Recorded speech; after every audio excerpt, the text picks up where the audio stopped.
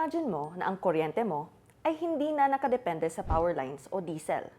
Wala nang blackouts dahil may problema sa linya at hindi na biglang tumataas yung electricity bill dahil may giyera sa kabilang panig ng mundo. Yan ang pangarap ng mga grupong nagpupush ng solar panel adoption. Para sa mga probinsyang unti-unti nang nagpapakabit ng solar, mas lalo na nilang nakikita ang halaga ng mga setup nila sa mga panahong ito.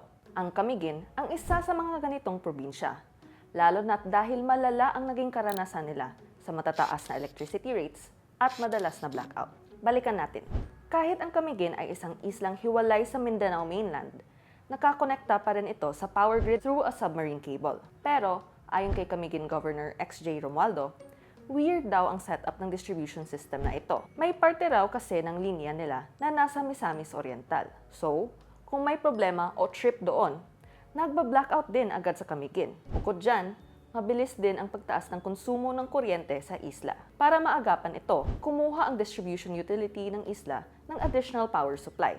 Isang diesel power plant at 2 coal plant. Pero imbes na kumuha lang sila ng sapat na kuryente para sa 4.7 megawatts peak demand ng isla, kumuha sila ng 10.73 megawatts.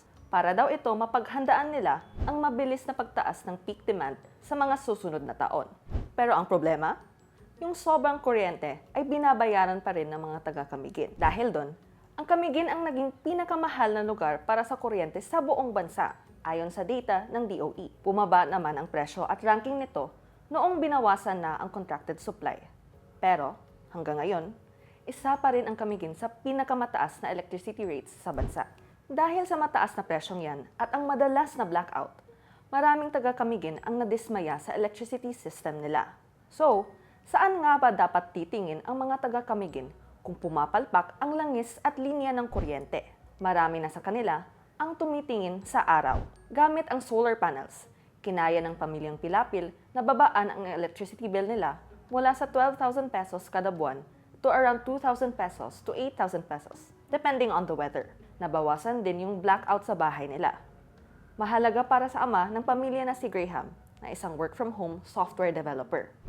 Para sa Paras Beach Resort, similar din yung naging epekto ng pagkabit ng solar panels sa kanila, which meant less appliances ang nasisira at mas konti ng guests ang nagrereklamo dahil sa pagkawala ng kuryente. Ganito din ang case sa provincial capital ng Camiguin. Mga 300,000 to 500,000 pesos ang natitipid ng provincial government kada buwan mula sa electricity bill nila simula nung nagpa-solar sila. Ayon kay Romualdo, pwede gamitin ang savings na yun para idagdag sa medical assistance, social services at trabaho. At marami na ring sumusunod sa ehemplo ng provincial government.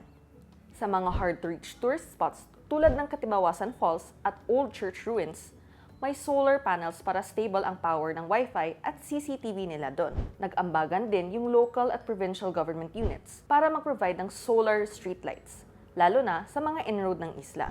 Malayo na ang narating ng Camiguin sa solar energy nito. Pero, malayo pa ang kaya nilang abutin. Malapit nang magbukas ang 4 megawatt solar project nila na isang dekada nang pinagtatrabahuhan. Pero may mga hamon pa rin sa mas malawak na solar adoption sa Camiguin na hinaharap din ng buong bansa. Kahit mas mura na ang solar ngayon, mahal pa rin siya para sa pangkaraniwang Pilipino. Para sa mga advocacy group tulad ng Mindanao Go Solar, kailangang mag-offer ang financial sector ng mas malawak na solar loans, kung saan ang monthly payment ay kasing mura ng usual electricity bill ng isang consumer. Ibang issue din ang net metering, o ang proseso kung saan ibinebenta ng mga may-ari ng solar panel ang sobrang kuryente nila pabalik sa electric cooperatives.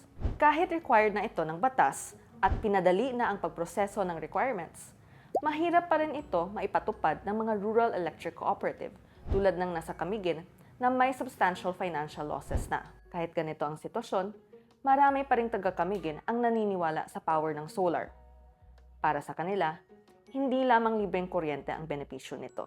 Nagbibigay din ito ng kuryente na malaya sa digmaan, kalamidad, biglang pagtaas ng presyo, at sira-sirang linya.